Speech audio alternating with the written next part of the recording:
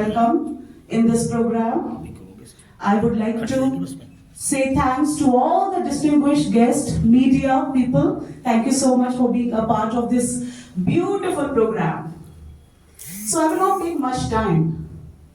Today is a very special day, Women's Day. मैं इसको special इसलिए मानती हूँ क्योंकि हर लड़की, हर लेडीज अपनी लड़ाई खुद लड़ती है.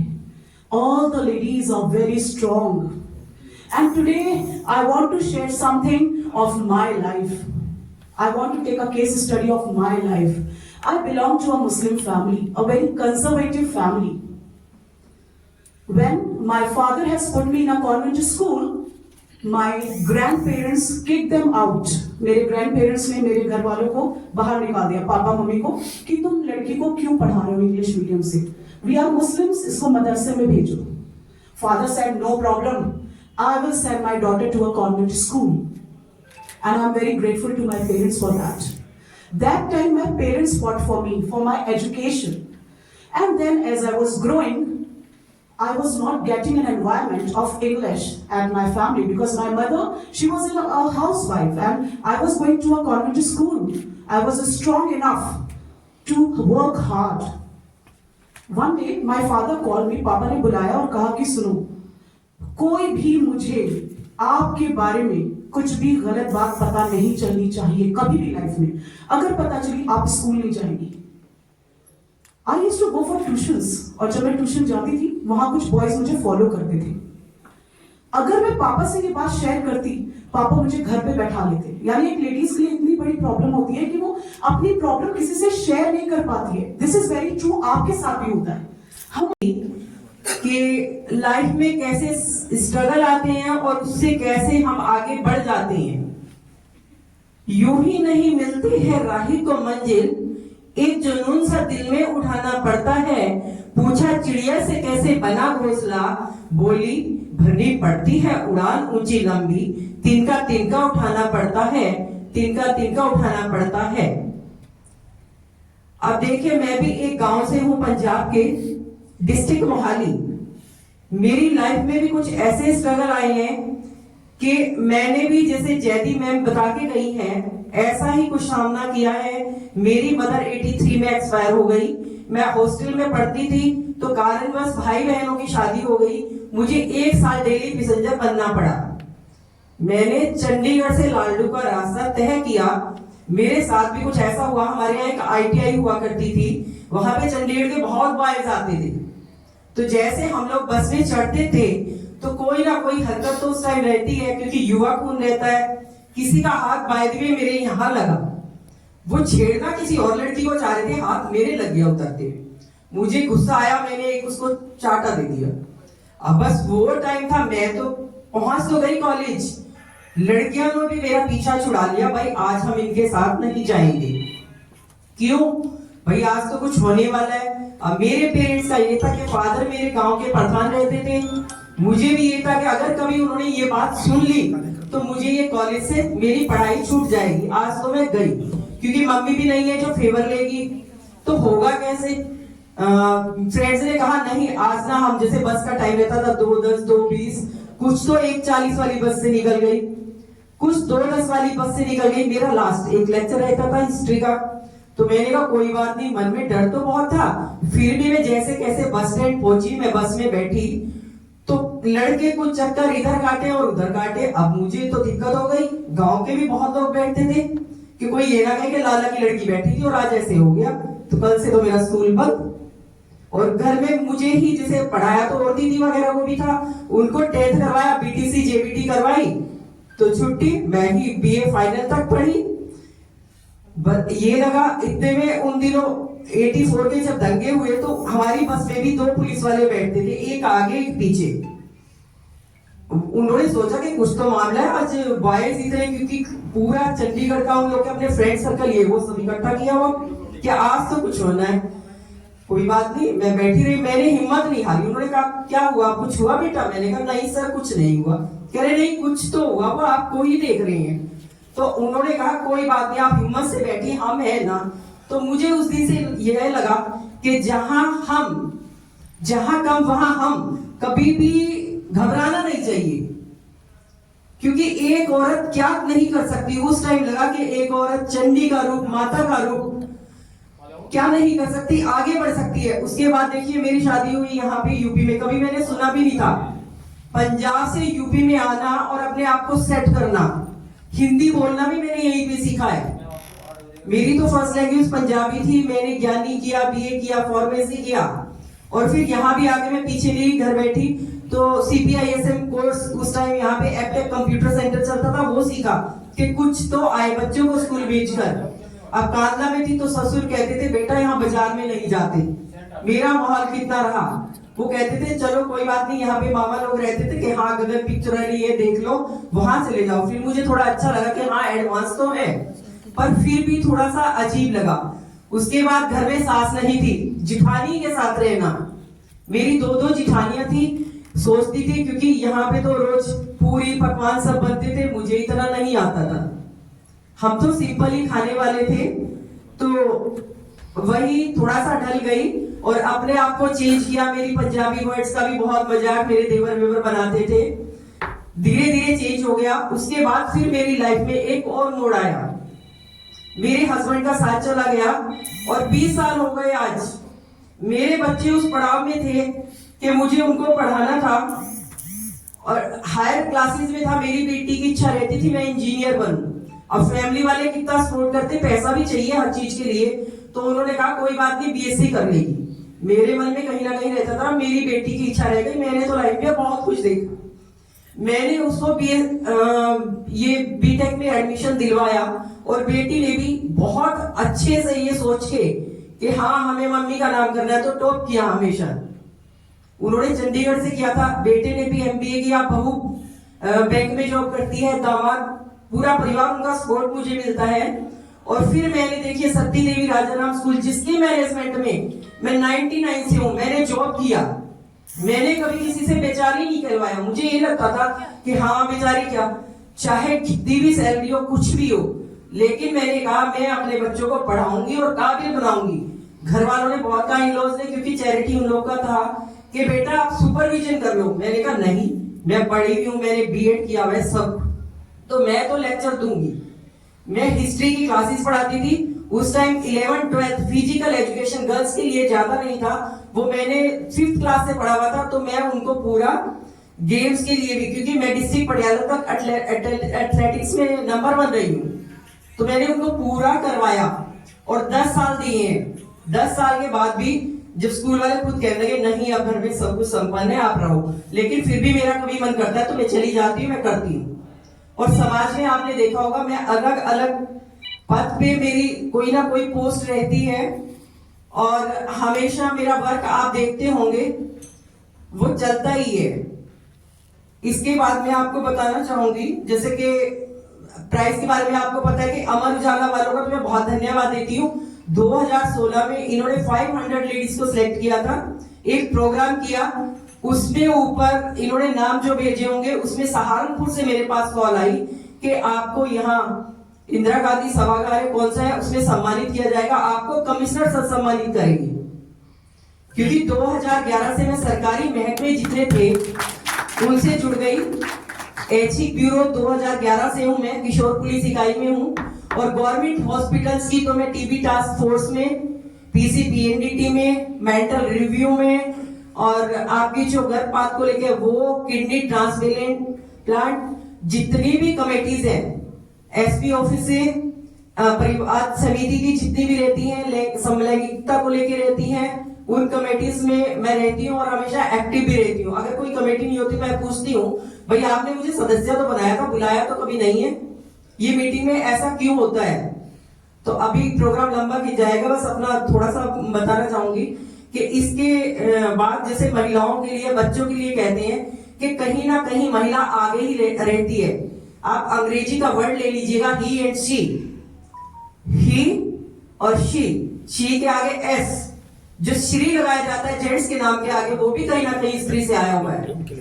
जैसे कहते हैं कि ब्रह्मांड की रचयिता स्त्री है, ऐसे ही स्त्री देखिए अंग्रेजी में भी कहीं पीछे नहीं रही है।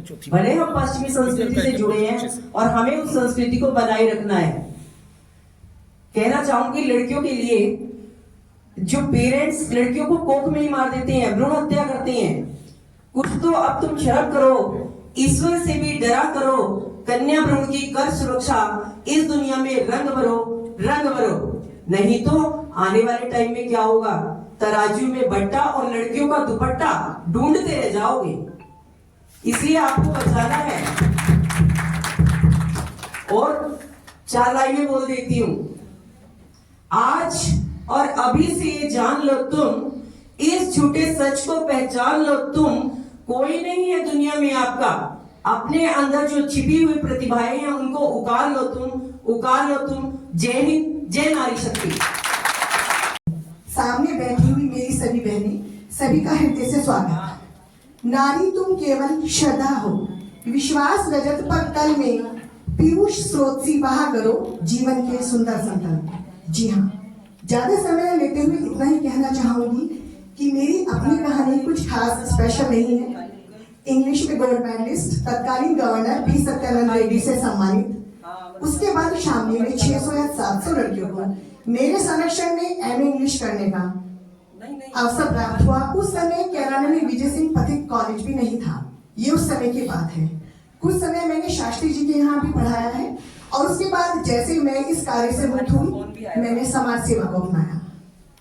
मैं बहुत आभारी हूँ संगल सर की कि वो समय समय पर इतने अच्छे कार्य महिलाओं के लिए करते हैं। मैं नारी शक्ति का सम्मान नहीं करती, बल्कि अति सम्मान करती हूँ, क्योंकि मैं सभी से निवेदन है, चूंकि लेट कार्यक्रम शुरू हुआ है, आपसे निवेदन है कि 3 मिनट का जो समय दिया है देख कर बोले बस उतने में ना।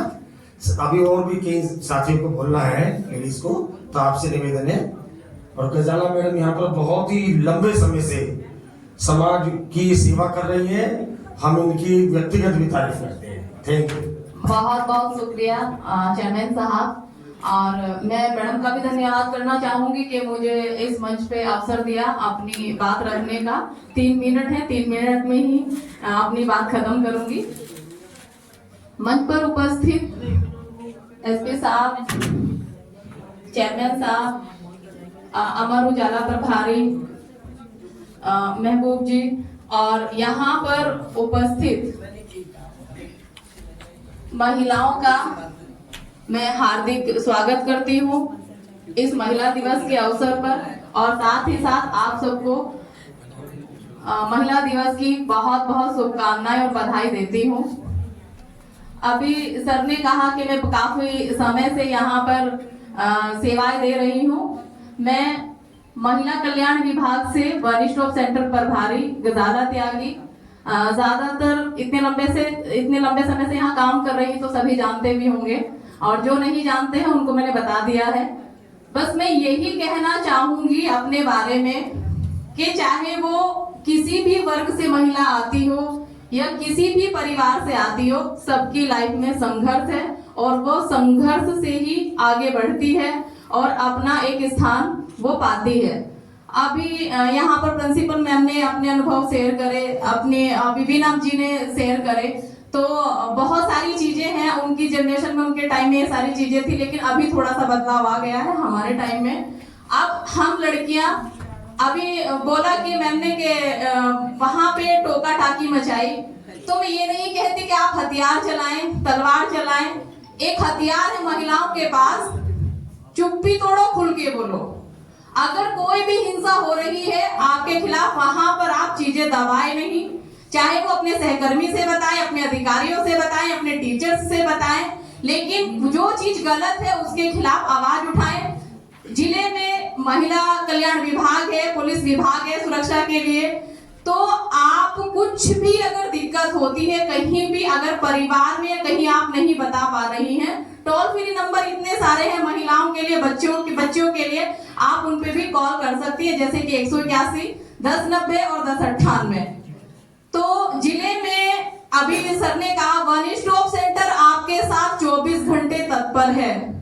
महिलाओं और बच्चों के लिए अगर कोई महिला कहीं भी आपको दिखाई दे रही है, चाहे वो मानसिक विक्षिप्त हो, चाहे वो लावारिस हो, चाहे किसी महिला के साथ घरेलू हिंसा हो, दहेज हो, या किसी भी तरह की समस्या है, 0 से लेके और आजीवन, महिलाओं और बच्चों के लिए, तो आप इन नंबरों पर कॉल कर सकते हैं और आप थाने में जा सकते हैं। महिला हेल्प डेस्क बनी हुई है, महिला थाना है, 112 है इमरजेंसी, तो आप बेझिझक होकर वहां पर कॉल कर सकते हैं। और एक अच्छी बात यह है कि अगर कोई कॉल करता है वहां पर, तो वहां पर गोपनीयता रखी जाती है पूर्ण रूप से। आपकी गोपनीयता नहीं भंग की जाएगी कि किसने कॉल की और किसने जानकारी दी है। तो आप ये ना सोचे इस लड़की के साथ हो रहा, मेरे स्कूल छूट जाएगा, ये सब हो जाएगा। तो महिलाएं भावनात्मक रूप से भी एक दूसरे का साथ दे और खुल के आगे आए। और महिलाएं सृष्टि की रचयिता हैं, हम लड़कियां, हम महिलाएं किसी से कम नहीं। हम ये नहीं कह रहे कि महिलाओं पुरुषों से हमें आगे कर दो, नहीं, हमें अपना बराबरी का हक चाहिए। और यहाँ पर जितनी भी लड़कियां बैठी हैं, मैं उनको यही कहना चाहूंगी कि वो लड़कियां अपनी बॉडी लैंग्वेज पॉजिटिव रखें, आंख में आंख डाल के बात करें। और बहुत, अगर आप घर से ही शुरुआत कर सकती हैं, अगर आपके साथ कुछ भी समस्या है, कोई भी दिक्कत आ रही है, तो आप अपने घर से कि नहीं भैया को दूध दिया जा रहा है, हमें दूध नहीं दिया जा रहा है, क्यों भाई भैया ही पियेंगे दूध, हम बहनें नहीं पियेंगे, हम बेटियां नहीं पियेंगी। भैया को वो बाहर पढ़ने भेज दिया जा रहा है, हमें इंटर के बाद बोल दिया जा रहा है कि भाई आप बस शादी कर दो। तो बस मैं यही कहना चाहूंगी कि अगर 3 मिनट है मेरे पास, बहुत सारी चीजें कहने के लिए, अपने बारे में भी शेयर करती, लेकिन फिर कभी बताऊंगी, बहुत सारी चीजें हैं।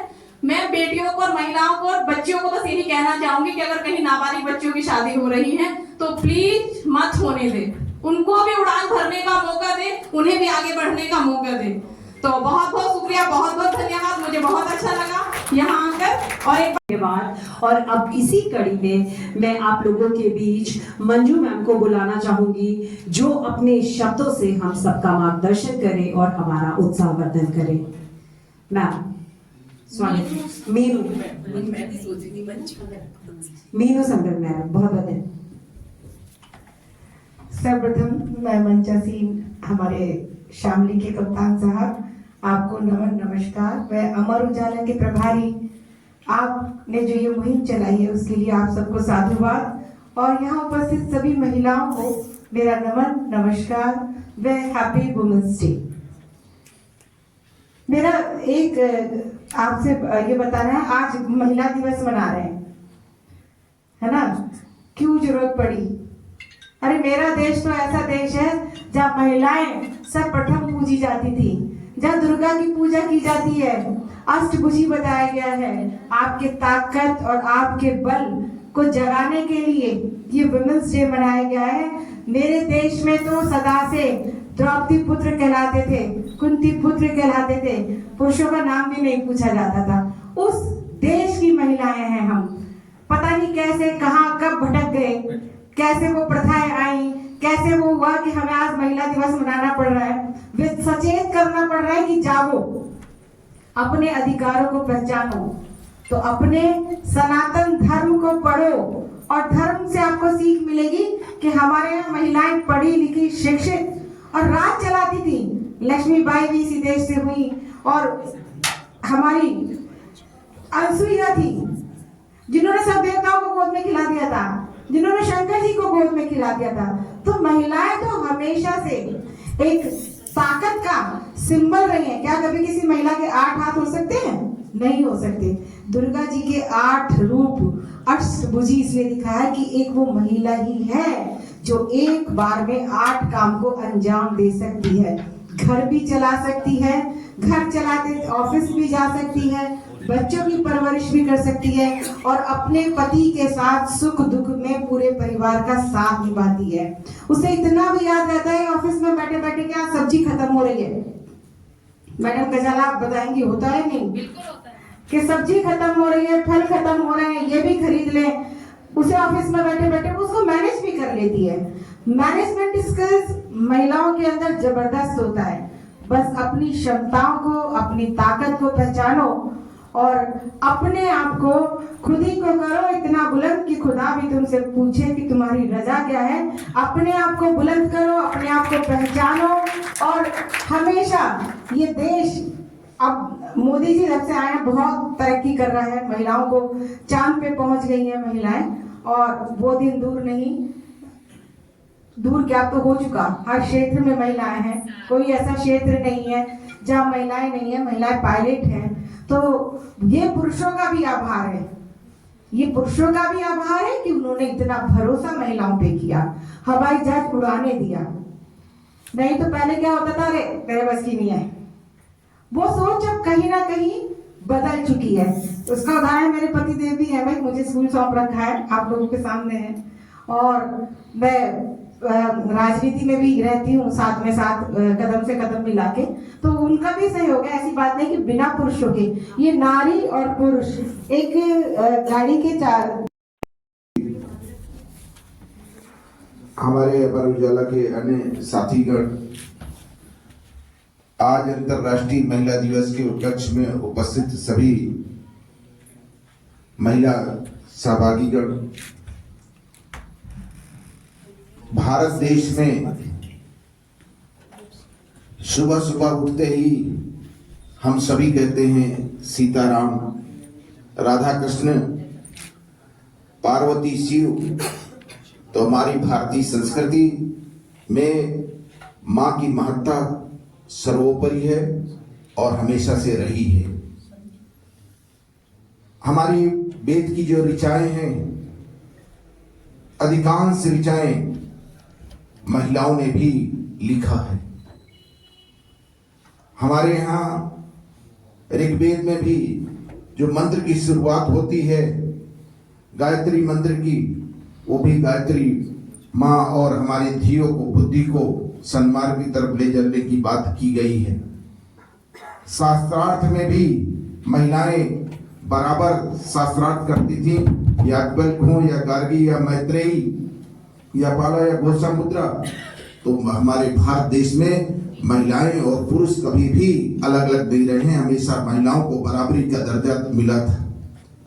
समय और परिस्थितियों के अनुरूप तमाम तरह के प्रतिबंध लगते रहे और भारतीय संस्कृति में कुठाराघात होते रहे, जिसके कारण से अंतर्राष्ट्रीय जगत में महिलाओं की जो महत्ता थी, स्थान था, वो पीछे होता गया और उसके फलस्वरूप भारत में भी तमाम तरह की गलत रूढ़ियां और परंपराएं पनपी।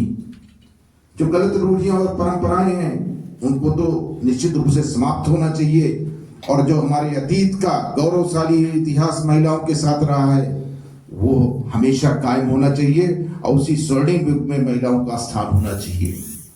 मैं आप सभी को बधाई देता हूं और पुनः उसी जो हमारा अतीत रहा है, गौरवशाली इतिहास रहा है, सनातन संस्कृति रही है, और जहां पर महिला और पुरुष में कोई भेदभाव नहीं किया जाता था, दोनों एक दूसरे के पहलू के रूप में हमेशा रहे हैं। परिवार हमारी बहुत बड़ी संस्था है और हमेशा परिवार को बचा करके रखना है। और जब भी चाहे बालक हो चाहे बालिका अपने माँ बाप के संरक्षण में आगे बढ़ने का कार्य करते थे और हमेशा आजीवन उनका सम्मान करते थे और हमेशा परामर्श के अनुरूप अच्छे से अच्छा निर्णय लेते हुए अपने अपने संकल्प को आगे बढ़ाने का कार्य करते थे। ये हमारी भारतीय संस्कृति है।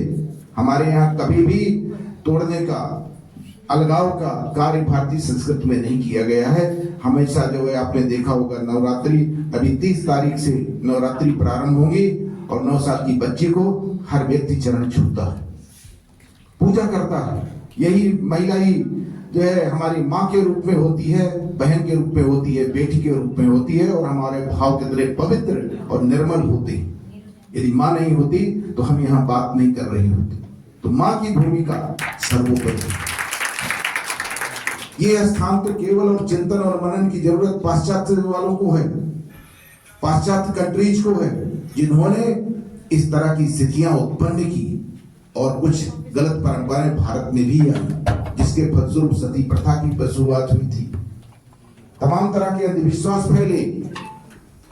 हम सभी मिल करके हर महिला को, हर बालिका को शिक्षित बनाएंगे और भारतीय संस्कृति के जो मापदंड रहे हैं, अभी अब आपने देखा होगा पाणिनि महाविद्यालय बनारस में, काशी में, तमाम सारी जगह बच्चियां ऋचाओं का अध्ययन कर रही हैं, वेद वाचन कर रही हैं, कंधे से कंधा मिला करके चल रही हैं, और हर क्षेत्र में महिलाएं आगे बढ़ रही हैं। कोई ऐसा क्षेत्र नहीं जिसमें महिलाएं आगे ना आए। महिलाओं का आईक्यू लेवल पुरुषों के आईक्यू लेवल से कभी भी कम नहीं होता। क्योंकि उसी माँ ने ये बच्चे को जन्म दिया है, तो उसका IQ लेवल कैसे कम हो जाएगा? चाहे CV रमन साहब की माँ हो, चाहे चंद्रशेखर साहब की माँ हो, सबका IQ लेवल बराबर ही हो, उससे अधिक ही होगा। माँ तो माँ ही है। और माँ कितना त्याग करती है, कैसे परवरिश करती है, कैसे बच्चे को आगे बढ़ाने का कार्य करती है, तो माँ तो हमेशा नमन करनी योग्य। और सबसे पहले हम लोग कोई भी कार्य करते हैं तो माँ सरस्वती की वंदना करते हैं, हमेशा राधा माँ को याद करते हैं, हमेशा सीता जी को याद करते हैं, हमेशा जो है उमा जी को याद करते हैं, पार्वती मैया को याद करते हैं। तो हमेशा माँ का तो हम लोग वंदन करते ही करते हैं, माँ का वंदन करते ही करते हैं। विष्णु जी की भी पूजा करते हैं तो लक्ष्मी विष्णु या गणेश जी साथ में लेते हैं, लक्ष्मी गणेश, लेकिन माँ को हम लोग कभी पीछे नहीं करते हैं। माँ का स्थान सर्वोपरि है। ये हमारी सोच बदलनी चाहिए।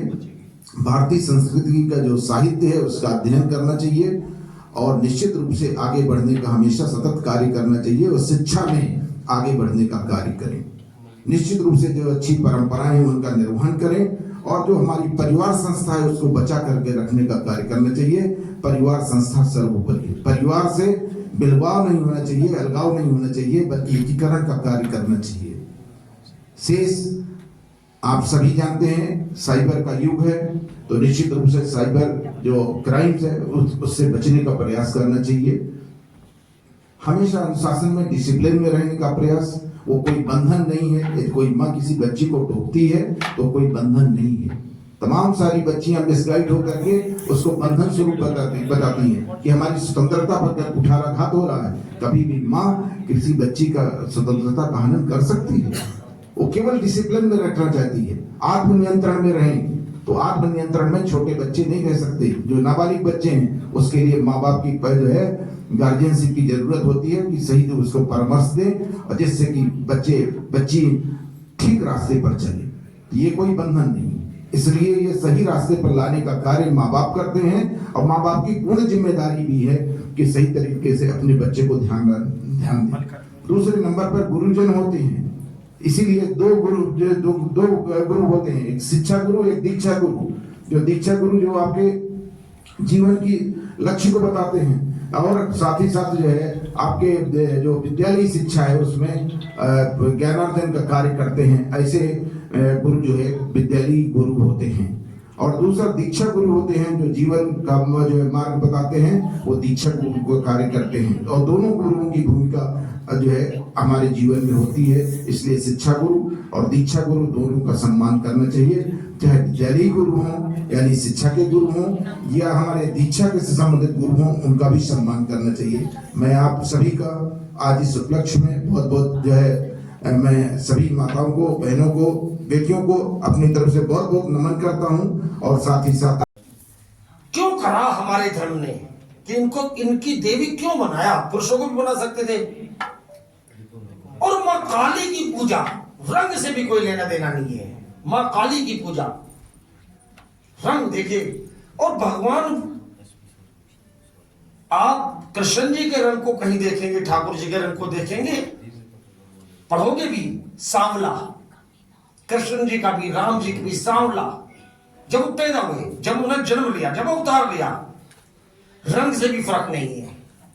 अर्थात सभी महिला पूजनीय है। उन सबको उनका काम, मेरी भाभी डिग्री कॉलेज में प्रिंसिपल है, मेरे भाई साहब भी डिग्री कॉलेज में प्रिंसिपल है। मुजफ्फरनगर में डीएवी डिग्री कॉलेज में 10,000 8,000 बच्चे पढ़ते हैं। साहब भाभी आती है, जाती है तो नाश्ता बना के जाती है और आती है तो चाय पिलाती है। दोनों प्रिंसिपल है, दोनों एक ही टाइम आते हैं, एक टाइम जाते हैं। खाना भी बनाती है। यानी क्या मतलब हुआ? वो दुगना काम कर रही है, एक गुना नहीं कर रही है, वो दुगना काम कर रही है। वाणी को विराम देता हूं, सबको समय ज्यादा हो गया है। बस महिला सर ऐसे आप सीधी साइड में लगाओ, आप थोड़ा सीधे हो जाओ, सभी का आ जाएगा, चिंता मत करो। ऐसे लगा लीजिए सब। ऐसे ऐसे ऐसे माँ के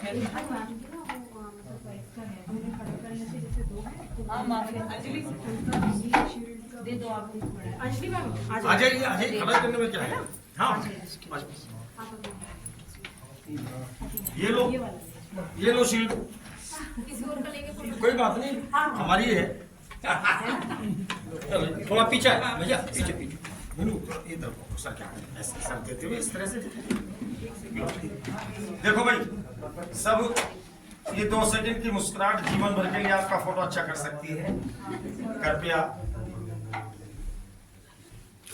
मुस्कुराइए।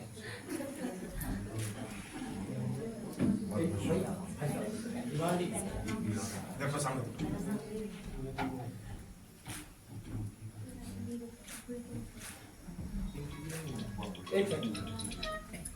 ये मुझे लगा कि अखबार के लिए फोटो है, फिर से मुस्कुराइए।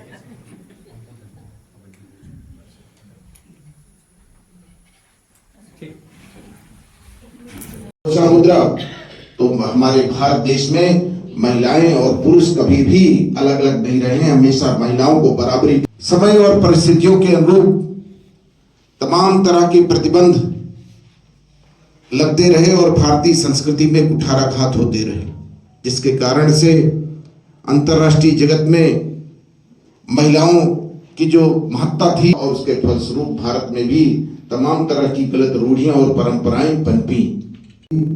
में मां की महत्ता सर्वोपरि है और हमेशा से रही है। हमारी वेद की जो ऋचाएं हैं, अधिकांश ऋचाएं महिलाओं ने भी लिखा है। हमारे यहाँ ऋग्वेद में भी जो मंत्र की शुरुआत होती है गायत्री मंत्र की, वो भी गायत्री माँ और हमारे धियों को, बुद्धि को सन्मार्ग की तरफ ले जाने की बात की गई है।